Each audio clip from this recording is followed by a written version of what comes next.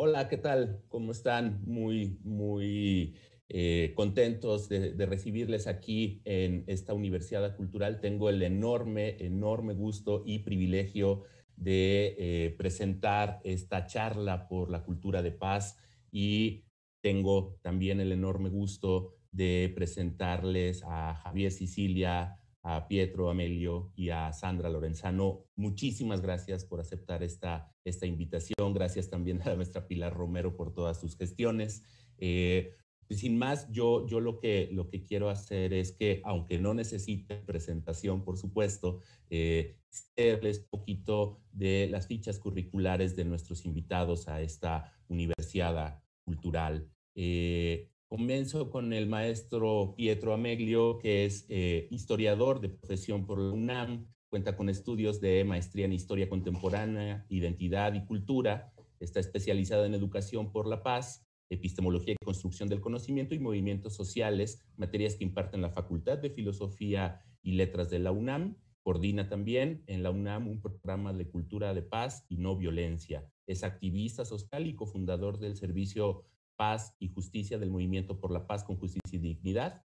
Muchas conferencias, talleres y publicaciones, y ha recibido reconocimientos de educación para la paz. Gracias, Pietro, por estar con nosotros. Buenos días. Y también me permito presentar al maestro Javier Sicilia, quien nació en la Ciudad de México en 1956. Estudió letras francesas en la UNAM, es poeta, por supuesto, novelista, ensayista. Actualmente es miembro del Sistema Nacional de Creadores de Arte y columnista del semanario Proceso y de la Jornada Semanal.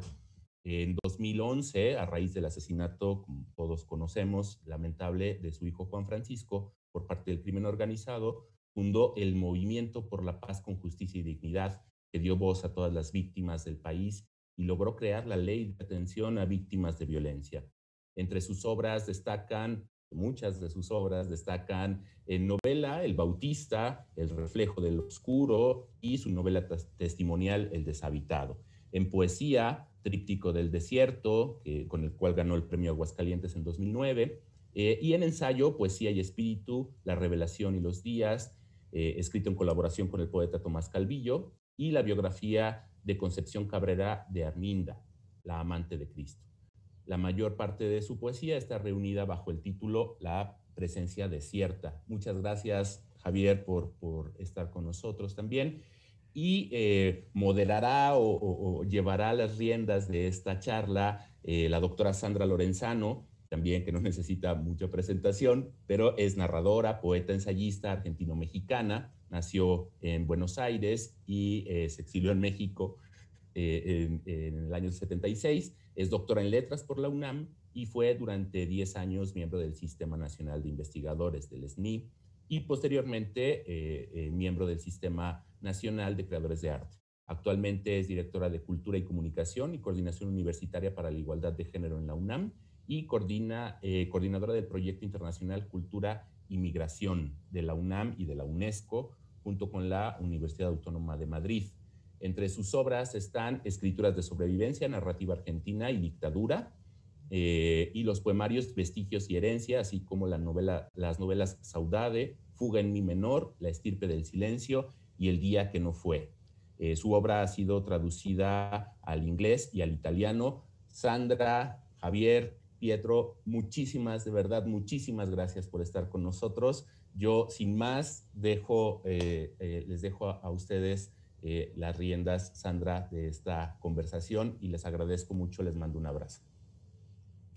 Muchísimas gracias, Daniel. Al contrario, gracias a ti por esta generosa presentación. Gracias a Pilar Romero por todas las gestiones que hizo estupendas para que pudiéramos reunirnos hoy aquí los tres. Y bienvenidas y bienvenidos a quienes nos están escuchando. Como se podrán imaginar, yo lo que puedo decir es que es un enorme honor, un enorme privilegio acompañar en esta mesa las reflexiones de dos hombres excepcionales, tan excepcionales y tan comprometidos con la paz, con la verdad y con la justicia, como Javier Sicilia y Pietro Ameglio.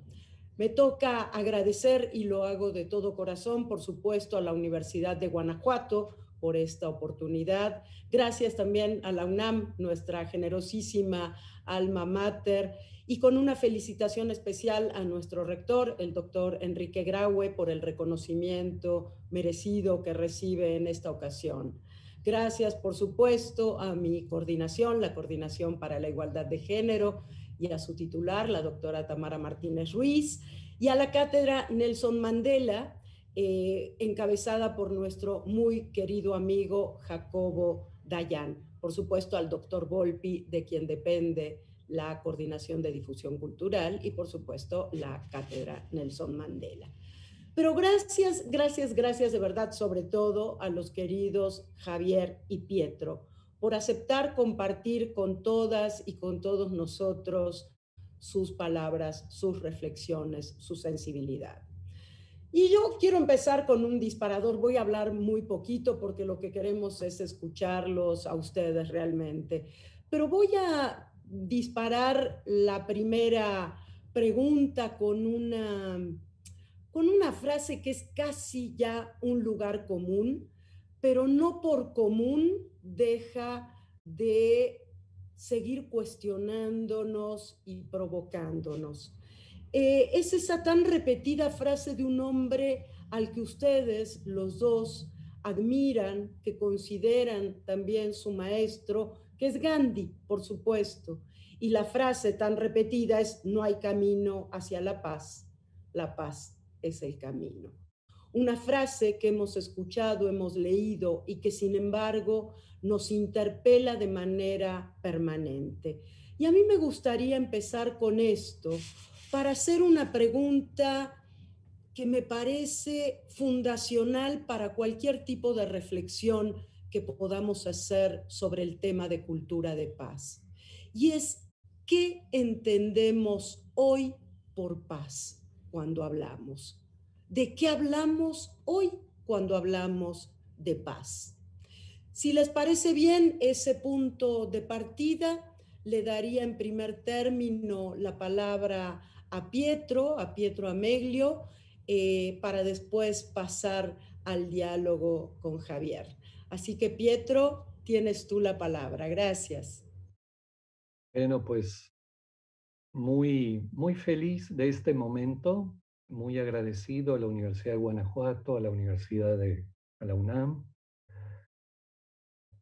Y tiene que ver un poco este momento con el sentido del humor de Dios, como decía un gran maestro, el padre Donald Hessler, alguien que tuvimos el privilegio de compartir con Javier, porque yo miraba y digo, creo que es la primera vez que tenemos un diálogo así público en este estilo.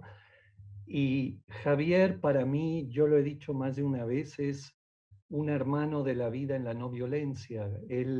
Con él nos iniciamos, él nos abrió las puertas de la UAM, de la cultura gandiana, y la lucha del Casino de la Selva y del Movimiento por la Paz nos unió en cosas profundas en la vida, y lo más valioso, pues, es la unión entre nuestras familias, en el afecto personal de nuestras parejas, etcétera, porque es una unión de toda la vida. Entonces, ¿por qué no lo hicimos antes? Me preguntaba yo, nunca lo hemos hecho. Porque con él hemos estado en reuniones interminables, íntimas, de discusiones de la revista Ixtus, del Casino, del Movimiento por la Paz, casi todos los días durante 2 años. Nos estuvimos viendo, discutiendo, peleando, queriéndonos, sumando, o sea, todo lo que se imaginen. Y antes todavía con el tema de Gandhi, la no violencia, grupos de meditación, y nunca habíamos tenido un espacio así. Y Sandra es interesante, para mí es estas cosas así, los pequeños signos de la vida, porque con Sandra incluso casi acabamos un libro de más de 500 páginas junto con otra gran amiga que es Tania Ramírez, otra gran constructora de paz. Ella no dijo, pero ella fue vicerrectora del claustro de Sor Juana de la universidad y fue mi jefa un buen tiempo, y construimos proyectos, incluso un seminario que tuvimos juntos. Entonces, es curioso porque es algo muy natural este espacio, pero no sé por qué no se había dado en un tema tan importante como tiene que ver la paz, ¿no? La idea, lógicamente, es un diálogo, entonces no es extenderse de más, pero poder profundizar, ¿no? Y tu pregunta, sí, detonadora, provocadora, es importante y nos permite ir bajando temas, ¿no? Entonces, en ese sentido, la frase, por ejemplo, de Gandhi que tocas de inicio, no hay camino para la paz es el camino. Un gran amigo común con Javier, que se llama Phil McManus, un gran activista social de décadas de Estados Unidos, una vez me escribió una carta hace unos pocos años. Me dijo, no se sabe si es de Gandhi esa frase. Tú la tienes en algún libro y busqué durante semanas y no la encontré. Pero te reirías, ahora no lo pueden ver, pero la tengo en un póster aquí en en mi estudio, porque es una frase que coloca uno de los temas creo que más importantes de reflexionar juntos en esta charla, que es la relación entre el fin y los medios. Al rato podemos ahondar, me parece importante en ciertas características, ¿no? Pero para mí, si me preguntaras 3 o 4 puntos esenciales en tu vida en temas de paz o no violencia, uno, yo diría, los medios deben ser tan puros como el fin. O sea, esta frase completamente opuesta a la cultura en que vivimos de que el fin justifica los medios. Para mí es un parteaguas en la vida. Cuando yo medité, profundicé en esa frase, mi vida cambió y desde las cosas que más me cuestan en la vida. Y es la frase opuesta a cómo se rige el orden social, la política, etcétera. Es una frase que cambia la sociedad y a las personas. Gandhi decía, de una semilla podrida no puede nacer un buen árbol. Y entonces, si los medios se ponen en función del fin y son contradictorios ética, moralmente con el fin, entonces es un atajo que en realidad no ayuda a construir paz de fondo, duradera. Puede ayudar en una coyuntura, pero a mediano y largo plazo se revierte en contra. Y entonces esa frase me parece muy oportuna para empezar el diálogo. No sabía que la ibas a usar de inicio y creo que es buenísima porque esa da para hablar horas y es de esas frases que cambian la vida de las personas y del orden social si se aplicara. Y para mí, igual que el tema del amor al enemigo del Evangelio, son las frases más difíciles que he encontrado en la vida, ¿no? Y es una lucha hasta el día que pasemos a otra vida.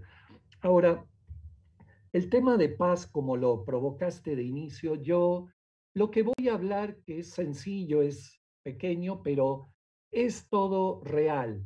A mí, las últimas décadas y cosas, me importa mucho hablar de cosas reales, o sea, que he visto de otros, que he vivido y que he reflexionado en forma real. No me gusta hablar de cosas abstractas, muy metafísicas. Entonces, lo que voy a compartir es fruto de una pequeña experiencia, vista con otros, de uno mismo, y mucha de esa experiencia también está ligada a Javier, lógicamente, y a los familiares de víctimas en este país, que sería la etapa de los últimos 10 años.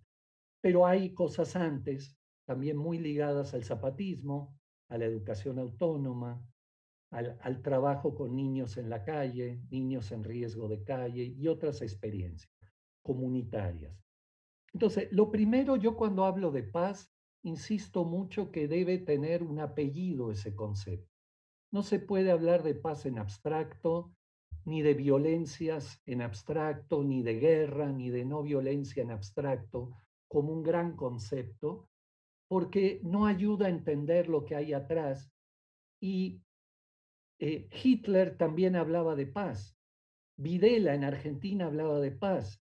Igual que Gandhi, que Mandela y que Jesucristo. Entonces, la pregunta de qué entendemos en el tema de paz es muy importante y mucho más si la vas a aplicar a un orden social como el mexicano. Y también la paz necesita un tiempo y un lugar. Por ejemplo, Javier y yo vivimos en Morelos. Daniel vive en Guanajuato. el estado más violento del país hasta el año pasado en tema de homicidio. Tú vives en el DF, no sé en qué espacio, o sea. Entonces, la paz tiene un tiempo y un lugar. No es una cosa estándar a aplicar. No es lo mismo la paz en Nuevo Laredo, la paz en Ciudad Juárez, la paz en Cuernavaca y la paz en San Cristóbal de las Casas. Eso es tremendamente importante para poder hablar de cosas reales, ¿no? No de ideas románticas. La otra cosa importante en lo personal, hablo de cosas humildes personales, es desagregar la idea de paz en cultura de paz, educación para la paz y construcción de paz. Si bien son cosas hermanas, tres caras de una misma moneda, aunque parezca paradójico, diría el Tao, son enfoques diferentes y mucho más especialidades diferentes para quien se mete en el tema. Entonces, una cosa tiene que ver con la cultura, otra con la educación y otra con la construcción de paz. Otra cosa que me parece importante también personalmente, y creo que en algo con Javier, mi relación con la paz está íntimamente ligada a la no violencia. No violencia no con guión, sino que escrita todo junta. No sé este tema cómo lo ve Javier, ¿no? Es un buen tema entre nosotros, porque para mí la no violencia es una cultura mucho más allá de opuesta a la violencia, que sería con un guión o separada.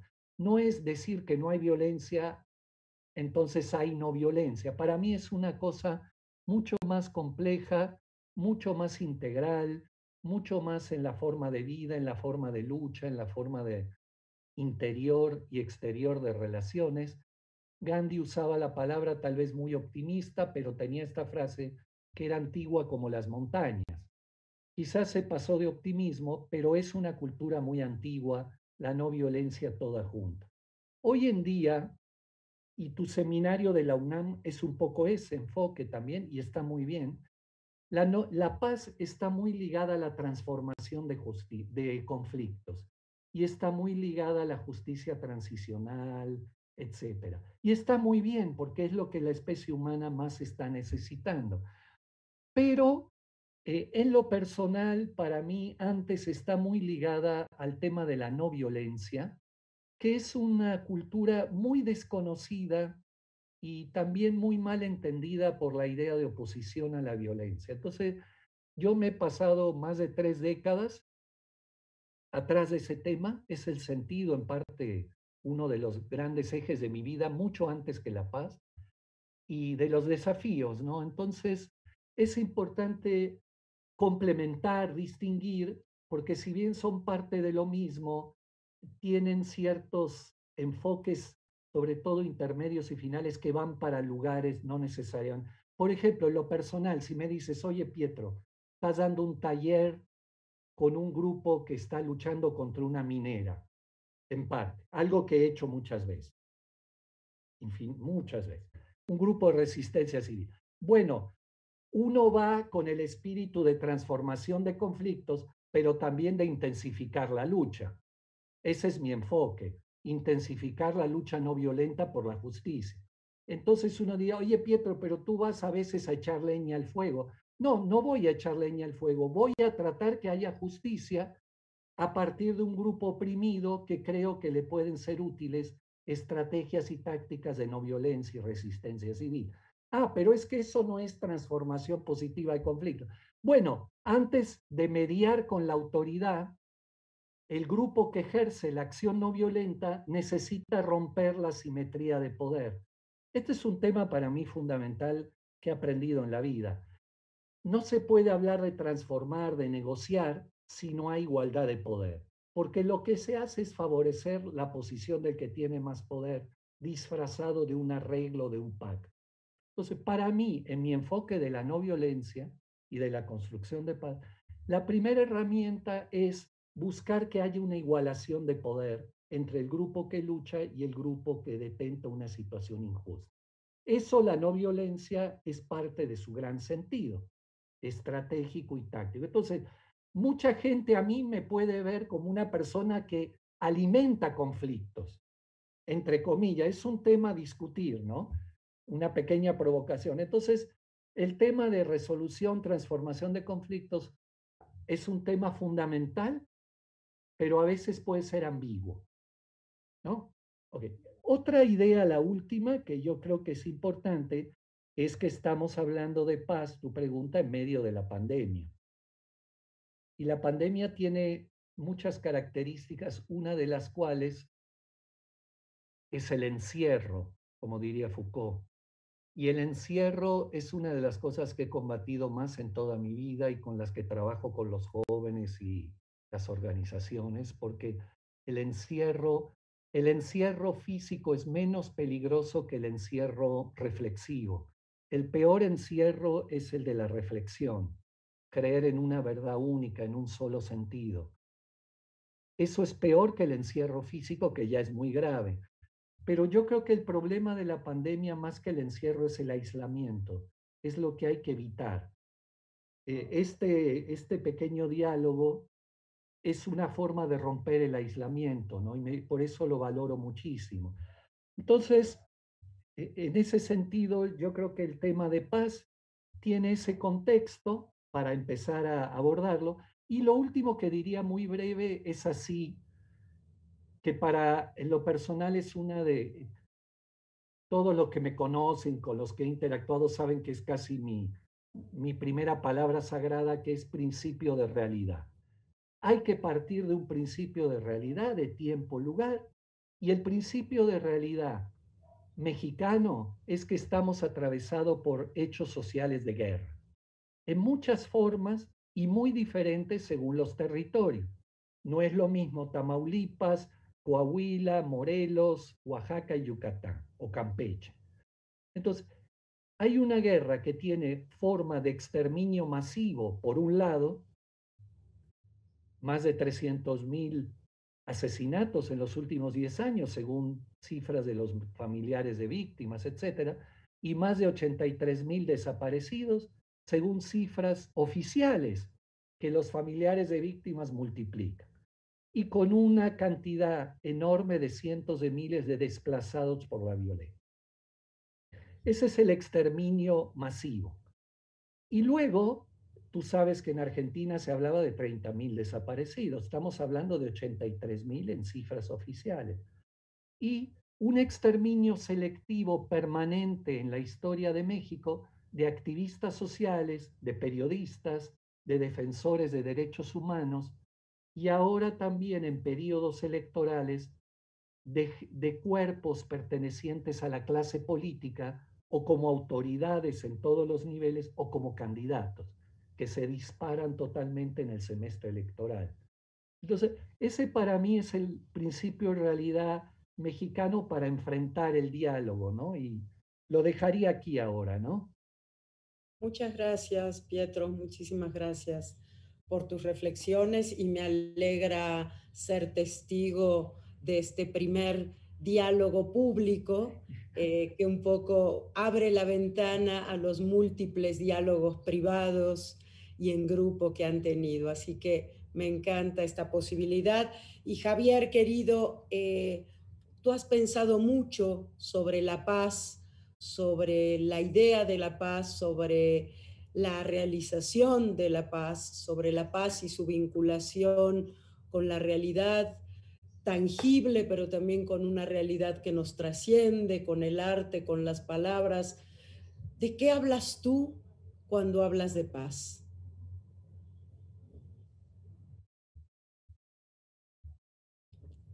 No te escuchamos, Javier, estás con el Sí, micrófono. perdón, cerré el micrófono para que no entrara ningún ruido. No, antes que nada, y voy a ser muy breve, me gustaría extenderme, ¿no? Ya Pietro dijo muchas cosas importantes de nuestra vida. Me encanta que Sandra esté aquí con nosotros y que podamos, pues, un fragmento de esos largos y prolongados diálogos que hemos tenido a lo largo de más de una década, pues casi una vida, 30 años más. Y pues todo lo que yo he aprendido de Pietro, porque si reconozco a un a un maestro en la acción política no violenta es a Pietro, y su capacidad de inventiva de lucidez frente a estos conflictos para mí ha sido una gran enseñanza a lo largo de mi vida, ¿no? Es importante, y bueno, de allí mismo han salido muchas de nuestras reflexiones, y yo ya le agradecí, todos le tenemos mucho agradecimiento por todo lo que ha hecho por el movimiento por la paz y por la justicia y la verdad en este país.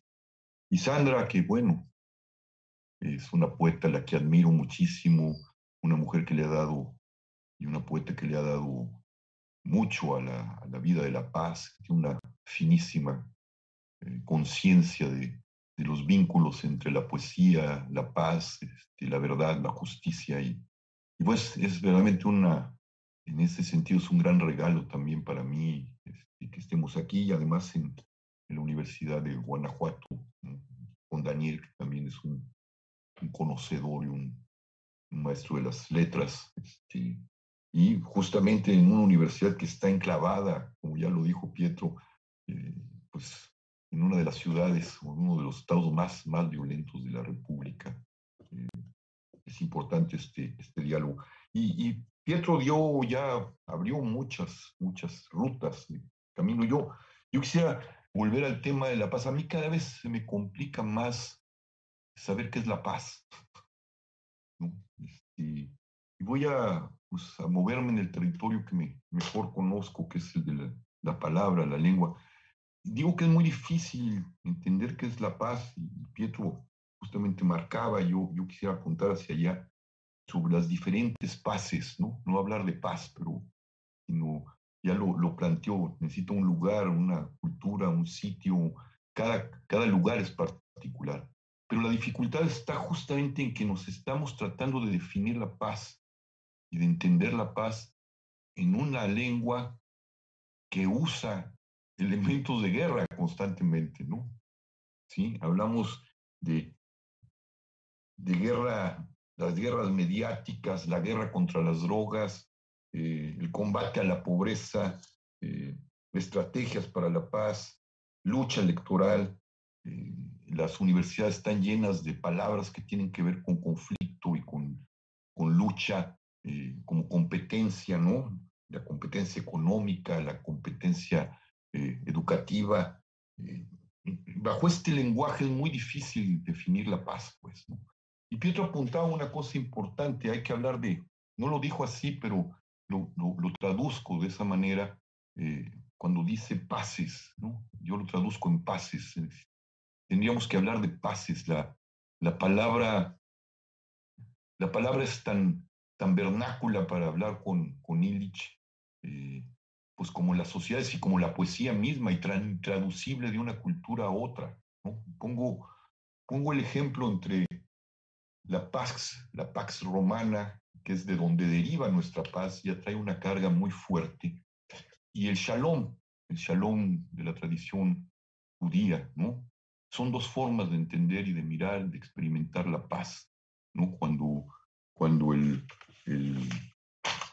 cuando las huestes romanas llegaban a un lugar y hablaban de paz y querían implantar la paz romana, volteaban hacia donde se encontraba Roma, ¿no? Y hablaban de imposición de leyes, ¿no? Hablaban eh, de una justicia romana.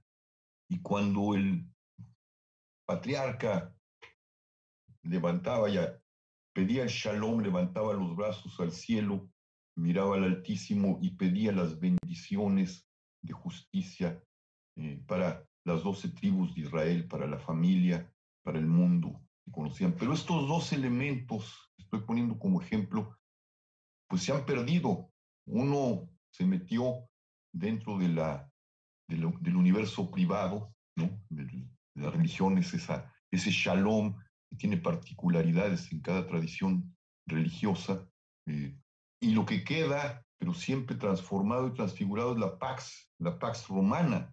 Y esa paz que se quiere universalizar, ¿no? Y como los romanos querían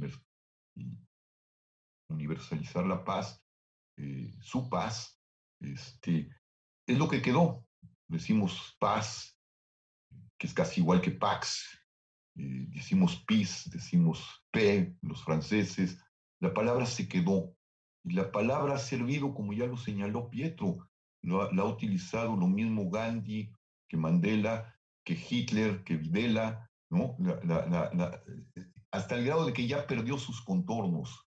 No sabemos ya qué es la paz, ¿no? Y lo vemos a lo largo de la historia, ¿no? Carlomagno la usó para justificar el genocidio de los sajones. Inocencio III para sobreponer el poder de la cruz sobre el poder de la espada. A lo largo del tiempo hemos visto estas contrariedades, contradicciones, y ya no sabemos qué es paz. Y yo creo que Pietro apunta a algo muy importante.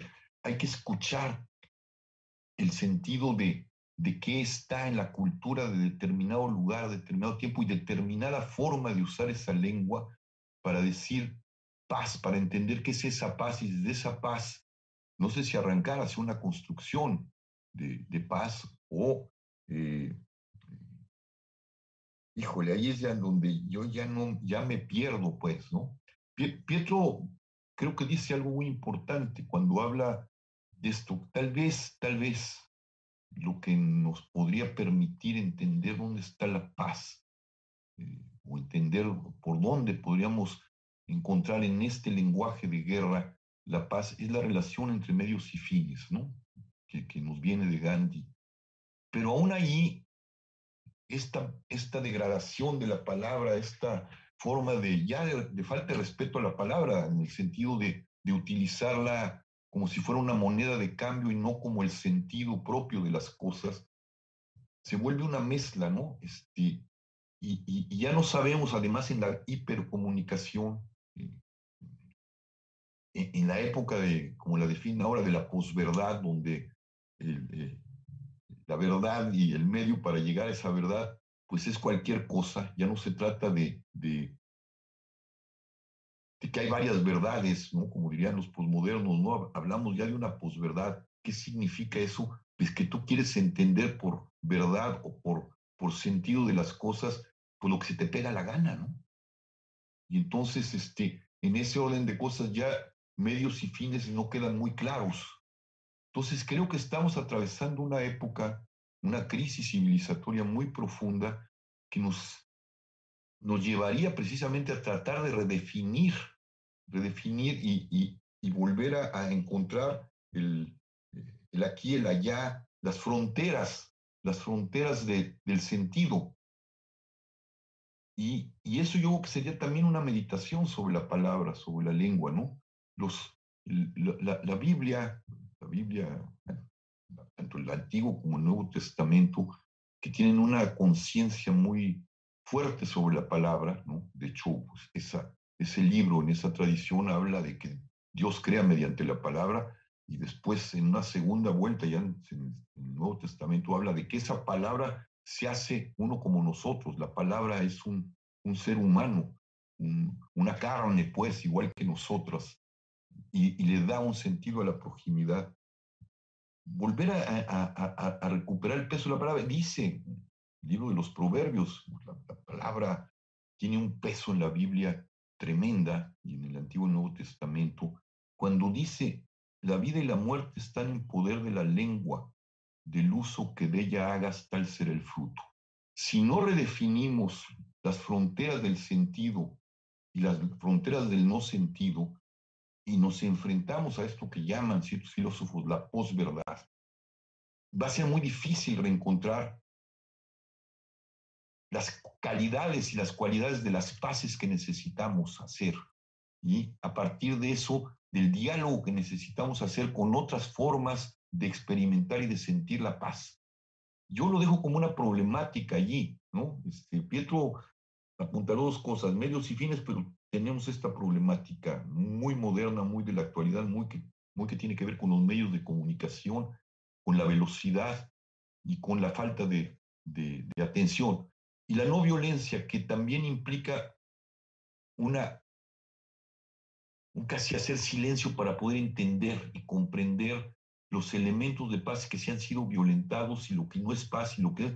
y cómo trabajar sobre esa línea. Y sí, a mí me gusta mucho, ¿no? Nosotros desde que Pietro planteó este problema lingüístico, cuando dijo hay que quitar el guión a la no violencia, me parece verdaderamente muy acertado. De hecho, ya la escribimos así, ¿no? No es una oposición, es algo sobre lo que tenemos que meditar a partir otra vez de redefinir sentidos, de redefinir conceptos profundos, pero que no son universales, como ya lo dijo Pietro, ¿no? Son particulares y casi necesitamos a veces cuando llegamos a un conflicto estar escuchando para entender de qué orden es, cómo se está expresando ese conflicto, cómo está esa conflictividad soterrando el sentido de la paz que había en ese lugar. Lo dejo como una problemática a la que yo también me enfrento, ¿no? Constantemente y constantemente uno se ve traicionando a sí mismo sus capacidades de paz. ¿Me entiendes? A veces uno usa un lenguaje tremendamente violento. Confundimos a veces la firmeza con el adjetivo, con el adjetivo que carga a la palabra de un peso de violencia tremendo, ¿no? Y lo justificamos con firmeza. No es del mismo orden la firmeza que la violencia de la palabra, en la palabra. Entonces yo creo que habría, y bueno, se está planteando acá, que volver a sentir los pesos de la palabra, del sentido, porque la palabra sí crea realidad, ¿no? Como lo pretende y nos lo muestra la Biblia, nos lo muestran ciertos actos, ¿no? Del insulto al asesinato hay un pequeño pasito, ¿no? Hay un pasito porque ya se creó una realidad y hay que tener mucho cuidado con lo que uno dice y hay que tener mucho silencio para poder pesar sus palabras y no caer precisamente en la confusión de la firmeza con la violencia, ¿no?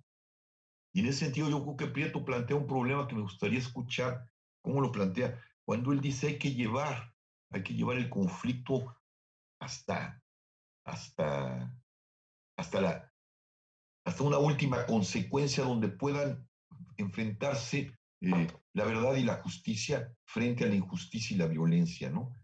Es un tema delicado, sobre todo en estas fronteras eh, borradas, ¿no?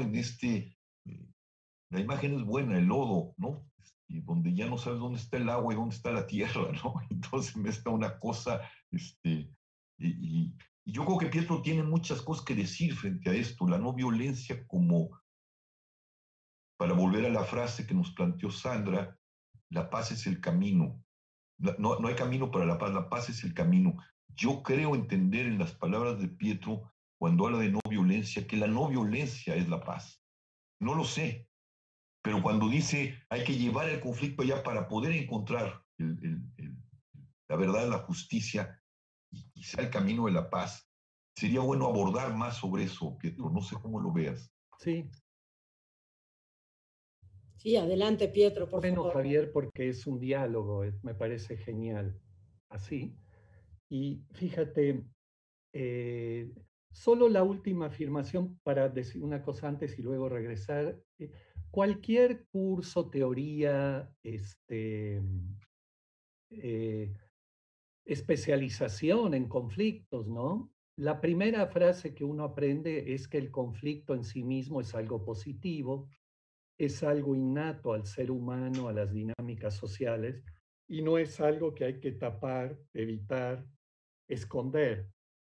Tú y yo a lo mejor estuvimos en el taller que dio Juan Pablo Lédera cuando se fundó CERPAG. Estoy hablando del año 87, 88. Fue una cosa única, el único que he visto en México, en la Casa de los Amigos, no sé si te acuerdas de los cuáqueros. Y él dijo una frase que he usado toda mi vida y me ha servido, incluso personal, familiar, etc.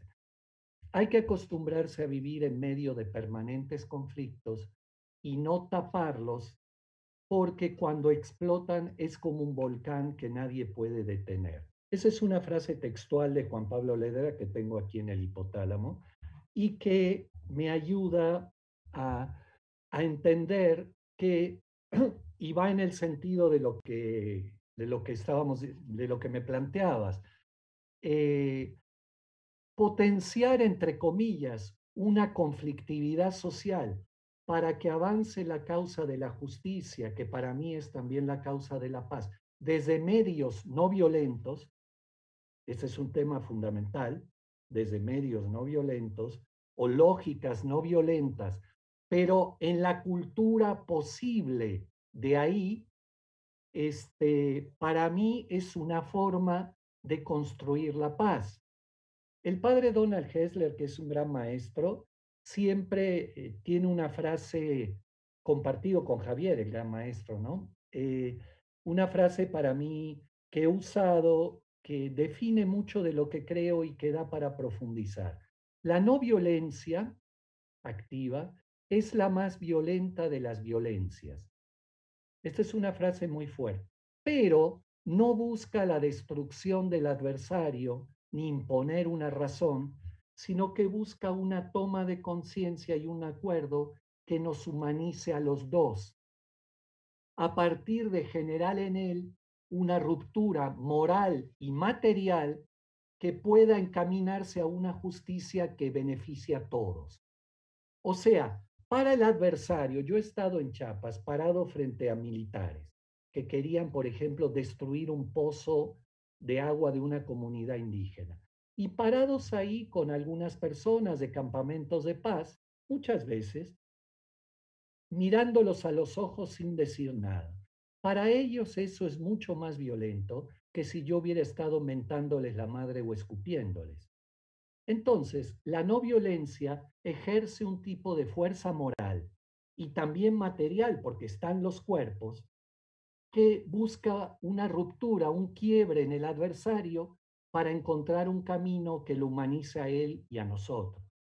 En ese sentido, desde la mirada del otro, del poder, muchas veces la no violencia alimenta un conflicto y genera una relación tensa.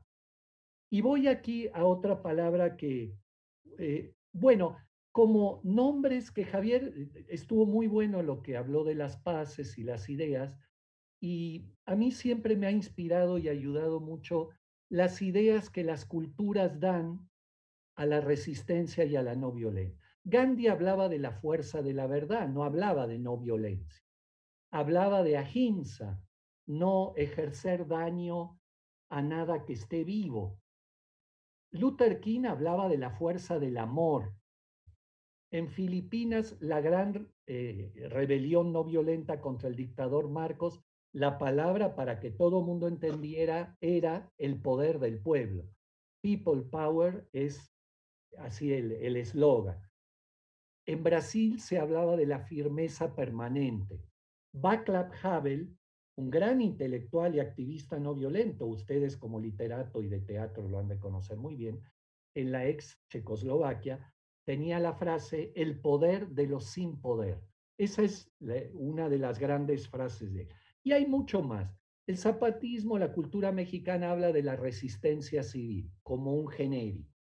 Entonces, cada cultura adapta la palabra a su cultura y a sus formas, y lógicamente lo que Gandhi en la India podría decir que gente protestando con un machete en la mano era una incitación a la violencia, dentro de una cultura latinoamericana, campesina, indígena, el machete tiene un sentido también de trabajo, no solo de ataque al soldado. Entonces, es muy importante la traducción cultural local de la gran cultura de la no violencia y de la práctica en un conflicto. Por eso hay una palabra de Javier que no me voy a extender, pero me parece muy importante eso. Para mí la palabra luchar es casi sagrada. Javier la asoció a un tema de palabra de guerra, pero yo es una palabra que uso y que coloco en los estudiantes y en mí mismo, en el activismo del que aprendo, como una palabra fundamental para la vida, un programa de vida. Tenemos que acostumbrarnos a luchar. ¿Qué quiere decir luchar? Quiere decir enfrentar la injusticia. Quiere decir enfrentar la autoridad o el poder que ejerce esa injusticia. Y hay muchas formas, en lo personal creo, desde la no violencia, pero hay otras y no las condeno. Foucault hablaba que toda relación social es, para entenderla, el modelo es el de la batalla. O sea, batalla no, la guerra no está hecha para matar a otro. La guerra, el objetivo, diría Clausewitz, tomar algo que tiene el otro para mí.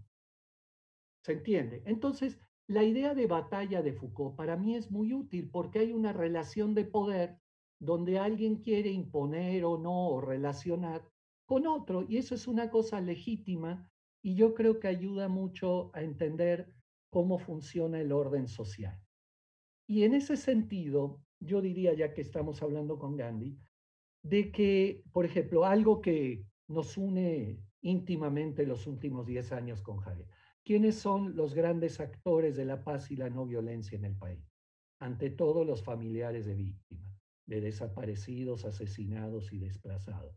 También los grupos indígenas, campesinos, los barrios en resistencia civil por sus territorios, por sus recursos naturales, por su cultura, digamos. Y agregaría también los movimientos por los derechos de la mujer y contra la violencia de género en este momento. Y contra el racismo sería un cuarto. Pero en Estados Unidos sobre todo y a nivel europeo. Pero, ¿cuál es la forma en la que yo entiendo que desde la lógica de Gandhi de que la paz es el camino, nos hemos acercado a esos familiares? Pues acompañando su lucha y tratando cada vez más que su lucha desde la no violencia, que es el origen del movimiento por la paz, logre mejores resultados. Eso en la lógica no violenta quiere decir radicalizar la lucha. Radicalizar quiere decir ir a la raíz, ¿no? En un sentido no solo marxista, en un sentido etimológico. Entonces, ir a la raíz quiere decir construir acciones que toquen en el corazón del poder, desde Calderón, Peña Nieto y todos los otros tipos de poderes legales e ilegales, para que los presionen y les afecten. ¿Sí se entiende la lógica de la acción? Porque si no, la lucha puede ser algo para sentirse bien, para sentirse que se está uno moviendo, pero no cambia la realidad. Cuando yo me paro frente a un familiar, lo que quiero, número uno, es que aparezca su desaparecido, que tenga verdad, justicia, reparación y no repetición. Entonces, si yo le digo, sigue haciendo marchas, le estoy dando a tole con el dedo, porque sé históricamente y desde mi humilde experiencia que no van a aparecer así. Entonces yo le digo, voy contigo a la brigada de búsqueda de desaparecidos, algo que hablamos en el Movimiento por la Paz desde hace 10 años, pero que se empezó a hacer desde el año 16, no en el 2011, porque fue un proceso de toma de conciencia largo. Perfecto. Entonces, cuando uno va a la brigada, uno les dice, oye, tienen que venir a escarbar. Estoy hablando de algo textual de la red de enlaces que son más de 70 grupos. Textual. Yo di un taller, 2 talleres idénticos. Así. Hay que traer a escarbar a obispos y a rectores de universidad y a Encinas. Encinas fue a escarbar hace 1 año y medio en Guerrero, en Huizuco. ¿Por qué? Porque la autoridad necesita ser presionada directamente en otra forma en su cuerpo. Entonces, las brigadas son una acción, diría Gandhi, de no cooperación, porque los familiares de víctimas deciden dejar de esperar que el gobierno haga el trabajo que nunca va a hacer, por colusión, por muchas razones. Pues Javier lo sabe a memoria esto desde la UAM. Por eso hay gente, instituciones que tienen que hacerlo autónomamente. Esos son los familiares de víctimas. Entonces, en ese sentido, para mí, los familiares de víctimas hacen una lucha ejemplar. Lucha quiere decir una relación de poder y de intereses desde la no violencia, ¿no? Porque lo que usan es picos, palas y una acción directa sobre el territorio. Creo que ese es un poco el sentido en la pregunta, ¿no? Sí, yo creo que dijiste algo que es contrario a la lucha. Yo creo que hay 2 palabras fundamentales, que es fuerza, que no es lo mismo que violencia, y no violencia, que es el poder de la debilidad. Fuerza, quizá poder, resistencia son palabras más adecuadas que se contraponen precisamente a una lógica de violencia. La lucha tiene un peso de violencia, pero no la resistencia, no la fuerza de la verdad, no el estar presente, ¿sí? Y yo creo que en ese sentido, y tú lo dices muy bien, es ir a la conciencia del otro a partir de una resistencia y de una fuerza que lo lleve a comprender que su acto es violento y que no debe de ejercer una violencia, una lucha contra el otro, porque está destruyendo el límite fundamental donde florece la vida y el encuentro y la paz. En ese sentido, yo hablo de lenguaje. Yo creo que hay que ir cada vez más deslocalizando los elementos que tienen que ver con combate, con una oposición, porque en realidad la no violencia busca una reconciliación. La IMSA, la fuerza de la verdad, la fuerza de la resistencia, del resistir, busca precisamente la reconciliación y no la confrontación. La confrontación viene de haber roto los límites de la convivencia, los límites de la paz, los límites de la verdad, los límites de la justicia. En ese sentido, cada vez me siento más necesitado de un lenguaje que nos traduzca esta experiencia interna de los seres humanos, sin la cual no florece la vida, sin la cual no hay fraternidad, sin la cual no hay mirada a los ojos digna, ¿no? No sé si estás de acuerdo, Pietro. Yo entiendo lo que tú estás diciendo. El problema es que las palabras están cargadas en el tiempo, ¿no? Pero bueno, yo no quisiera meterme en una discusión etimológica y filológica del asunto. Simplemente lo planteo frente a un universo que pierde los contornos y que puede hacer, no en tu caso, no en mi caso, entender la lucha no violenta desde otra perspectiva, ¿no? Desde una perspectiva, a veces se ha usado la no violencia como chantaje, ¿no? Como una forma también de la violencia. A veces se ha pervertido la palabra misma y las maneras que han encontrado, la inventiva que hay en la no violencia, ¿no? De la que tú has dado muchas muestras, ¿no? Digo, citaste un ejemplo, las escarbadoras. Yo puedo citar otro ejemplo, cuando íbamos por el eje central y estaban los poetas en el templete y tú me dijiste, diles que ahí vamos, y le diste las palabras, le diste la voz a las víctimas. Por primera vez las víctimas hablaron. No hablábamos los que estábamos adelante. Bueno, yo hablé como víctima, pero era una voz.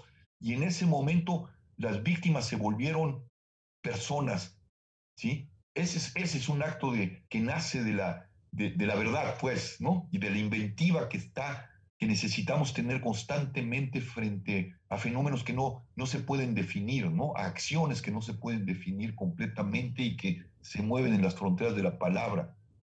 Ese es mi problema frente a la posverdad, frente al manoseo que tenemos de conceptos, de sentidos, ¿no? Pensaba frente a esta, si me dejan meter Yo te iba a preguntar, sí. la cuchara, pero pensaba frente a esta redefinición de la que hablas, Javier, y que de alguna manera se vincula también con lo que dice Pietro. En la función, justo lo pusiste ahora en escena, la función de la poesía, primero la función de la escucha, diría yo, que los dos han apelado a esto, ¿no? Escuchar al otro, a la otra, para tratar de asimilar también su palabra y a partir de eso generar una instancia de diálogo, ¿no? Pero pensaba en la función de la poesía para redefinir conceptos, pero también para compartir algo que de alguna manera pareciera trascender el conflicto o algo, o encontrar esos puentes entre las... Estábamos hablando permanentemente de dos zonas. Yo diría que hay más, ¿no? Los conflictos no son entre A y B, sino que hay múltiples actores metidos ahí dentro. Y cómo convertimos este conflicto entre varios en una especie de canon ordenado donde podamos hablar y escuchar.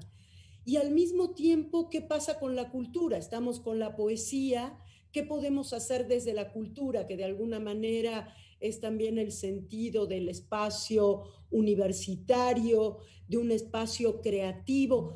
¿Cómo podemos crear desde ahí? Y recupero dos conceptos más que a mí en lo personal me marcan mucho y que tiene que ver con lo que aprendo de ustedes, que es uno, la ética, que estamos como en un momento de desdibujamiento de ese concepto de raíz, ahí sí otra vez radical, que es la ética.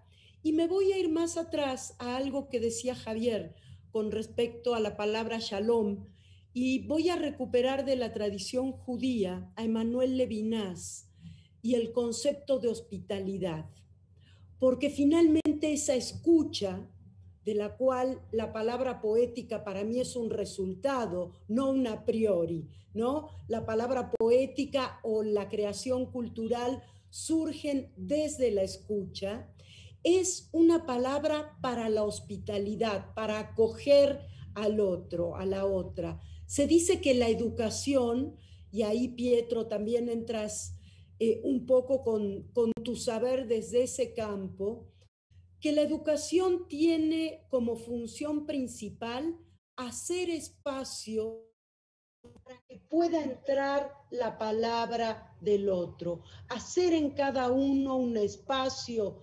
interior, recogido, solitario, silencioso, para que entre la palabra del otro y de la otra y desde ahí construyamos. No sé si me estoy yendo mucho por las ramas, ya ustedes me dirán. Pietro, creo que era temo que mi lista de habilidades no incluye... Esa es Siri diciéndome que me calle, pero yo les doy la palabra a ustedes.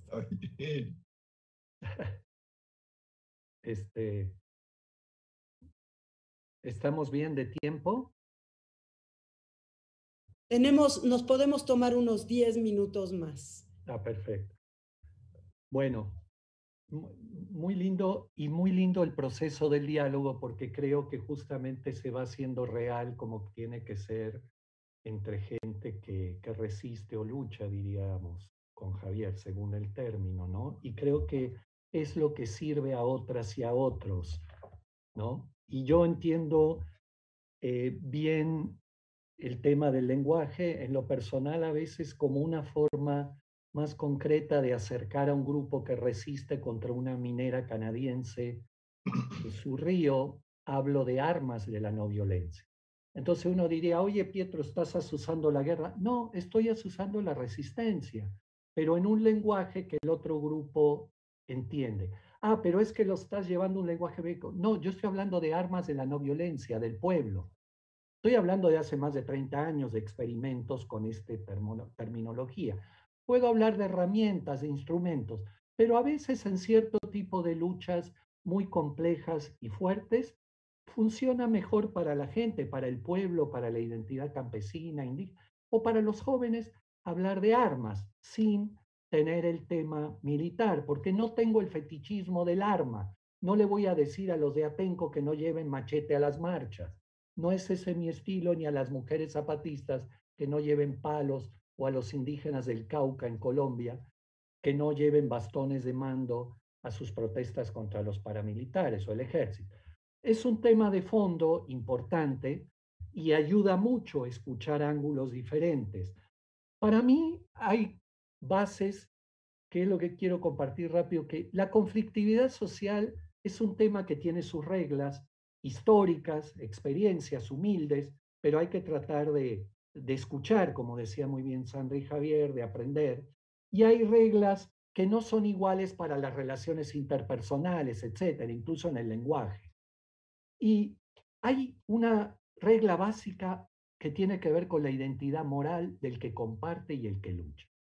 No se vale dar a tole con el dedo o simular. Hay una proporción casi como de termómetros de grados de fiebre entre las acciones del grupo que ejerce una violencia o un interés o un poder y el grupo que resiste. Entonces, si el termómetro del que ejerce violencia está en niveles de cárcel, de masacres o algo, tú no puedes hacer foros educativos, conferencias de prensa o declaraciones a los medios para pretender que eso se detenga.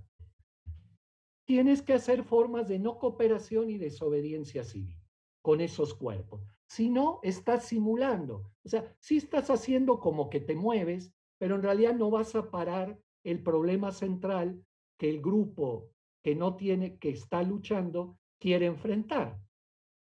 Esa es una regla, en lo personal, bastante importante de conocer, y la palabra estrategia no es una palabra bélica, es una palabra totalmente fundamental en la humanidad, aunque sí tiene un origen militar, podría tener o no, pero está bien. Yo la uso en un sentido de conflictividad social. Entonces, en ese sentido, es fundamental entender que yo me pregunto, ¿cómo puede haber justicia sin confrontación? Que me den un solo ejemplo histórico de un niño que logre justicia con su padre sin enfrentar. O sea, confrontar no quiere decir negativo, quiere decir enfrentar a una autoridad que está ejerciendo una simetría de poder en forma violenta o no, en muchas formas, puede ser disfrazada de lo jurídico, de lo legal, de manifestaciones de impacto ambiental compradas. Hay muchas formas de la violencia, no es solo poner granaderos. Y entonces, ¿cómo va a ser esa persona en desigualdad de poder a lograr justicia si no enfrenta? Entonces, para mí, la confrontación es inherente a la identidad moral de la no violencia.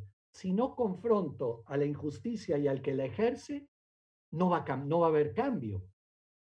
Ahora, en la forma de la confrontación, ahí sí creo que está la clave y está el punto que nos une y en lo que uno busca alimentar. Pero la forma de la confrontación desde la no violencia no excluye que la otra parte, como pasa casi siempre, entre en una espiral de la violencia.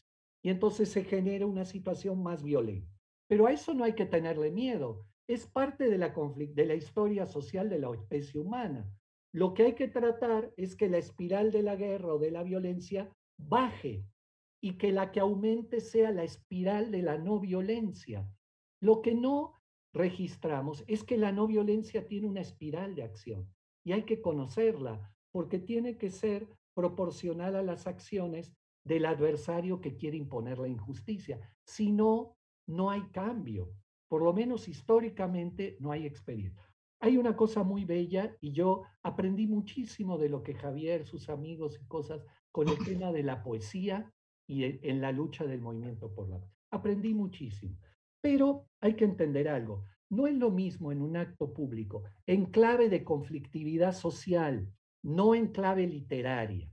No es lo mismo que Javier, Rafael Segovia o David Huerta lean una poesía en público y digan algo, a que un chico joven, bellísimo, anónimo, lea una poesía. Porque la mirada de leer poesía en la conflictividad social pasa por el impacto al adversario y a la causa. No se vale decir que la poesía en sí mismo es un arma de lucha en abstracto, igual que el silencio, porque la poesía está en un contexto de acción, de conflictividad social para esa causa. ¿Se entiende? Si es en una universidad, en un foro, en una lectura de un premio, algo tiene otro sentido. La poesía en el movimiento por la paz tiene que ver con un acto público de enfrentar a la autoridad por los desaparecidos. Y entonces ahí sí, Javier leyendo poesía en el Zócalo, David Huerta o quienes sean, es un gran acto de acción directa, no violencia de otro tipo.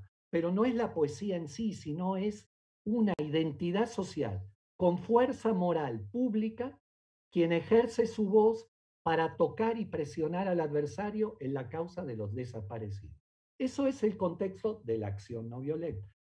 No quiero alargar ni hablar en el tema de la formación universitaria, que es mi pasión, lo que más hago algo, pero un poco este tipo de reflexión y la investigación social sobre situaciones de violencia, por ejemplo, como en la Facultad de Filosofía y Letras, en la UNAM, es un instrumento fundamental de la acción no violenta para cambiar la cabeza de los jóvenes. La investigación social cambia la reflexión en los jóvenes para presionar a la autoridad con datos duros y no solo con una lógica del discurso, y para lograr cambios. En la Facultad de Filosofía y Letras, a partir de nuestro proyecto del PAPIME, que este año es el primero que no nos han renovado en los últimos 5 años, pero los jóvenes de la facultad que participan en el proyecto de paz y no violencia, construyeron instrumentos que permitieron que el anterior director de la facultad hiciera cambios o buscara empezar a hacer cambios,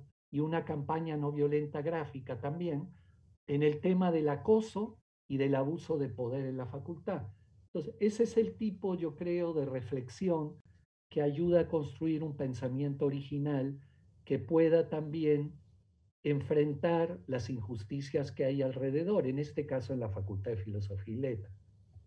Perdón si me extendí. No, muy bien, Pietro, muchas gracias. Y lo que le voy a pedir a Javier es que se tome el tiempo que necesite para hacer una reflexión que cierre de alguna manera este espacio de diálogo. Nomás para puntualizar, confrontar no es violencia, confrontar pues es darle límites precisamente, delimitar lo que no tiene límites. La violencia rompe el límite, la resistencia que confronta crea un límite, ¿no? Es lo que contiene el cosmos, ¿no? La proporción está en relación justamente entre una orilla y otra orilla, ¿no? Y cuando la resistencia sube, se construye el espacio adecuado precisamente para no solucionar o quizá para transformar el conflicto hacia una lógica de paz, hacia una lógica de verdad, hacia una lógica de justicia, ¿no? Confrontar no tiene un aspecto bélico, más bien tiene un aspecto de fronteras. Pero pues, por otro lado, creo que la poesía, dice bien Pietro, aunque no es así, yo creo que cuando Pietro sube víctimas y les da la palabra, la poesía ha abierto ya el espacio fundamental para que la palabra tenga sentido. Pero no importa quién la diga, sí, evidentemente en el vínculo visto sociológicamente, visto políticamente, pues sí, no es lo mismo que David Huerta lea un poema que un muchacho, ¿no? En ese orden de cosas. Pero bueno, desde la perspectiva de los poetas, yo creo que Sandra y Daniel estarán de acuerdo conmigo, la palabra abre el hueco, ¿no? Rompe. La fuerza de la palabra poética, digo, hemos perdido también ese sentido, pero la fuerza de la palabra poética es que deslocaliza el discurso unilateral del poder y abre el hueco donde justamente esa fue una relación muy bonita. Está el hueco abierto y llevan los poetas, no solo David, bueno, David abrió y fue parte del templete, pero estaban muchos poetas. Yo creo que tú también estuviste, Sandra, ¿no? Estaba también ese poema que es emblemático de estos tiempos, que es de María Rivera, el de los muertos, ¿no? Que se había leído y había resonado sobre la plaza. Justamente cuando Pietro me dice, voy para allá con las víctimas, allá nos vemos, diles a los poetas que le abran el templete, me acuerdo muy bien, y te llevas a las víctimas en el metro, ¿no? Ya había el hueco fundamental, la deslocalización del sentido para que la palabra de las víctimas sonara con toda su poder y con toda su fuerza. Entonces yo creo que había que recuperar la lógica de la poesía, que es la desarticulación de la univocidad del discurso de poder y del discurso de la violencia con la lucha social, ¿no? Devolverle a la poesía su lugar en el espacio público, al lado de las víctimas, al lado, pues, el poeta o la poesía sostiene el etos de un pueblo, ¿no? Dice el etos de un pueblo. Yo creo que esta relación es profunda y creo que es una aportación importante del movimiento, esta lógica entre la palabra que abre el sentido y en ese hueco que abre el sentido entra el sentido de aquí estamos, ¿no? Aquí está el dolor, aquí está el sufrimiento, aquí está la exigencia de verdad, aquí está la exigencia de justicia, ¿no?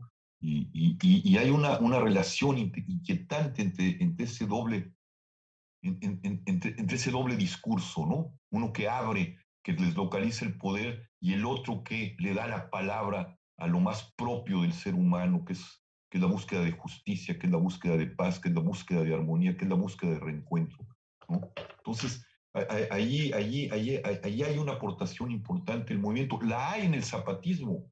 Yo creo que algo que tiene el zapatismo también es la capacidad de su palabra. Hubo un señor allí, o hay un señor allí, que se llama Marcos, que hace posible a través de una traducción de orden poético lo que estaba soterrado durante 500 años, ¿no? Y abre el hueco por donde aparece el zapatismo, aparecen los indígenas. El hecho mismo de que Marcos nunca da su identidad, el hecho mismo de que cambie, el hecho mismo de que traiga una máscara, está diciendo, somos los sin rostro, pero yo soy la palabra que abre el hueco por donde se presentan los que han sido negados. Hay un montón de elementos poéticos en estos dos movimientos que han sido fundamentales. Yo creo que en el feminismo, lo que hicieron con esa valla que se puso sobre el Zócalo, transfigurarlo, transponerlo para crear un memorial, verdaderamente es un acto de poético que deslocaliza la univocidad del discurso del poder, ¿no? Sea cual sea, no importa. Abre el hueco y transforma, transfigura algo que era opuesto, que habla de la violencia, lo transfigura en un acto de justicia. Un acto muy bello. Yo creo que hay que recuperar el sentido poético en la lucha, y sobre todo en la lucha no violenta, en la resistencia no violenta, ¿no? Nos, digo, por desgracia luego hubo grupos muy no radicales, sino más bien extremistas, que en lugar de preservar lo que se había transformado ahí, lo rompen, ¿no? Lo violentan y se pierde realmente la fuerza de ese acto, un acto que nace de la poesía misma, que está en relación con el etos más propio del ser humano. Bueno, pero yo lo dejaría ahí porque ya nos podríamos ir por muchos lados, pero creo que hemos dado muchos elementos importantísimos para pensar la paz, ¿no? A partir de una resistencia, porque la paz no es una palabra, no es que hay paces muy violentas, tú lo sabes, Pietro, ¿no? Tú nos las has mostrado y creo que en toda tu pedagogía siempre muestras, aquí no hay paz, ¿no? Aquí hay un acto de violencia terrible, ¿no? Disfrazado de paz, ¿no? Así es. La verdad es que quisiéramos seguir con este diálogo que ustedes empezaron hace tantas décadas y que quisiéramos seguir escuchándolo otras tantas décadas en realidad y esperamos tener el privilegio de poder volver a invitarlos juntos y poder volver a pensar estos temas. Sin duda, cada una de las intervenciones de ustedes dos y el entretejido que se hizo entre ambas voces permite justamente crear un espacio, ese hueco que decía ahora Javier, para pensar, para hacer propias estas problemáticas, para hacer propias estas reflexiones. Estoy segurísima de que la gente que nos ha escuchado ha seguido y se ha sentido tan emocionada, tan conmovida como yo, porque finalmente se trata de dos mentes brillantes, dos tipos comprometidísimos y sumamente creativos en este campo que están desbrozando un camino que muchos y muchas queremos transitar con ustedes. Y en las universidades nuestras, en este caso la Universidad de Guanajuato, la Universidad Nacional Autónoma de México, sabemos que además es una exigencia ética pensar y repensar estos temas y acompañar a nuestras y nuestros estudiantes en este pensamiento, en esta reflexión, también en esta confrontación y en esta lucha. Y ustedes nos han dado herramientas para seguir por este camino. Yo vuelvo a decir que me siento honrada, conmovida, privilegiada. Recupero también la fuerza que tiene la palabra compartida, la fuerza de la palabra poética, la fuerza de la palabra del testimonio, que en gran medida es la que ustedes compartieron, en una especie, y pienso en eso, en ese templete al que de pronto se subieron las víctimas, también en una fuerza de comunión laica.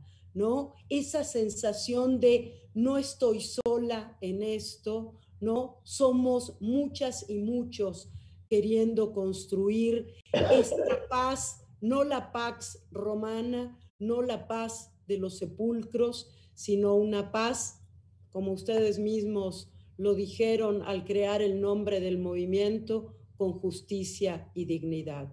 Así que les agradezco y les agradecemos profundamente sus palabras, su participación, la generosidad con que nos han hecho cómplices agradecidos de este intercambio que es la continuación de un largo diálogo, y eso se siente. Muchas gracias. Muchas gracias, Daniel, por habernos dado también esta oportunidad. Gracias a la UNAM y, queridos amigos, un abrazo enorme para ustedes y gracias a quienes nos han acompañado en esta hora, pues realmente maravillosa, sumamente poderosa desde la palabra. Muchas gracias. Pietro, gracias.